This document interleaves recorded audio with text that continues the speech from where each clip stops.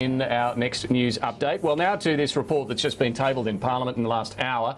It's from the Joint Standing Committee on Human Rights, and it's looking at the same-sex marriage bill that Warren Entsch introduced some months ago to Parliament. There's a report which essentially finds the committee has found that it, in particular, that the bill is compatible with the rights engaged in relevant human rights treaties. But there is a dissenting report from 3 coalition members, which they do raise concerns about this, and in fact argue that there are some rights that could be breached by the legislation potentially.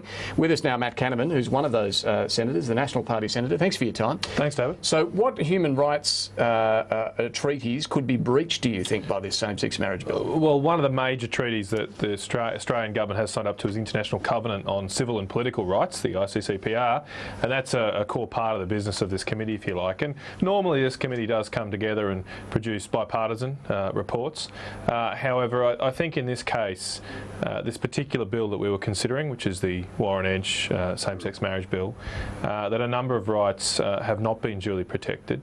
And which rights are they? Well, there are exemptions in the bill for ministers of religion, but only in cases where the minister is acting in accordance with the rights and customs of that religion. So if the minister or priest had a different view, or his religion or his or her religion had a different view, they wouldn't be exempted. They'd have to solemnise same-sex marriage. Presumably if they're a minister of that religion, they share the views of that religion. Well, that's true, but that can change over time. I know in my own faith, in Catholic faith, there's been many priests and bishops have been excommunicated over times because of their beliefs that differ from the religious beliefs. The other point is that celebrants themselves, who might be running a small business and practice solemnising marriages, they are not exempt at all.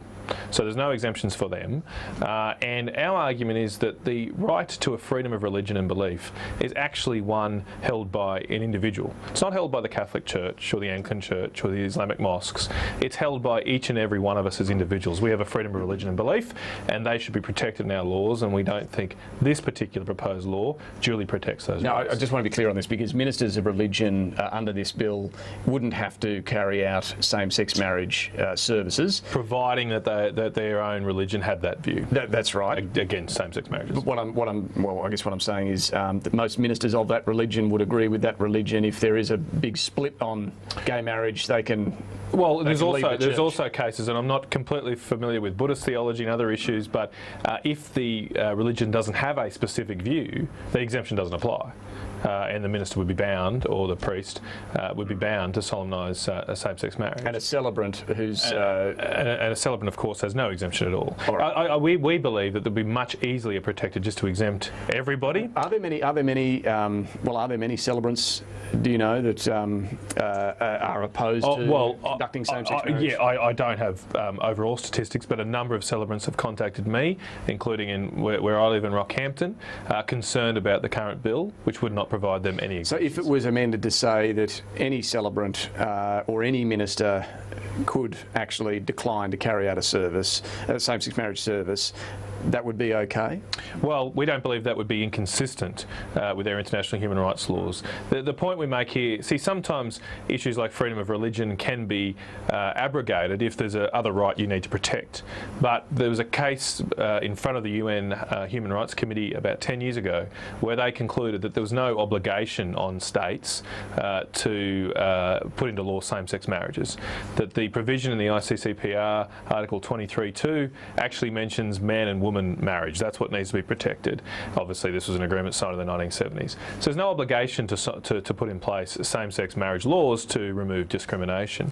However, there is also, of course, it would not be inconsistent with our obligations if we were to proceed down a same-sex marriage legislative path, providing that we protect other people's rights through that process. All right, so there may be a way through in amending this bill. Look, I have my own views on the overall issue, exactly. but that's not what this report deals with, and this committee deals with our human rights obligations, and at least in the report that we've tabled, which goes into great length about the law, we believe it's deficient in its current form. Let me turn to the GST finally, because we understand you were amongst a number of MPs or senators raising points points in the party room meeting today, in the coalition party room meeting. Now, are you able to share with us what your concerns are about this current debate on potentially increasing the GST?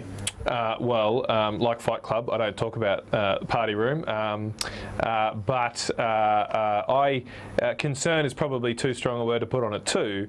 I just wanted to contribute to the debate, and I'm happy to contribute on your show as well, that in my view, successful tax reform comes from lowering the tax burden on Australians, actually making our tax system a smaller burden on the businesses and households of Australians. That's what has been a success in the last 20 years. We saw the Labor Party a few years ago try to put in a carbon tax, which increased our tax burden. It was soundly rejected. The GST, when it came in 98, massively reduced the tax burden on the Australian people.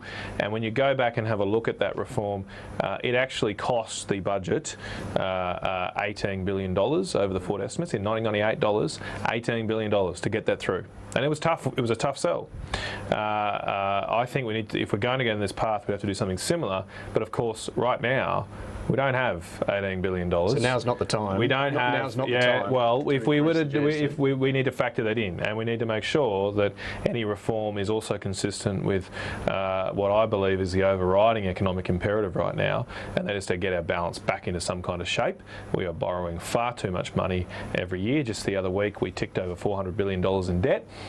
We have got to deal with that issue, and we need to make sure any tax reform is consistent with dealing with that problem. But dealing with that debt should not be done through increasing taxes, is what you're saying? Well, not in my view, because in my view, increasing taxes will lower economic growth, and that'll make it even harder to get under control our budget, because lower economic growth lowers our tax base, lowers our tax revenue, and makes the decisions we face here in Canberra even more. So you're not opposed to an increase in the GST per se, but you just need to make sure that the overall package doesn't increase the tax take and doesn't isn't used to fix the budget problem. Well, the devil will be in the detail, but I think it's important that the government is allowing this conversation to take place to get those details right. It's something I think the former Labor government failed to do through their Henry tax review process.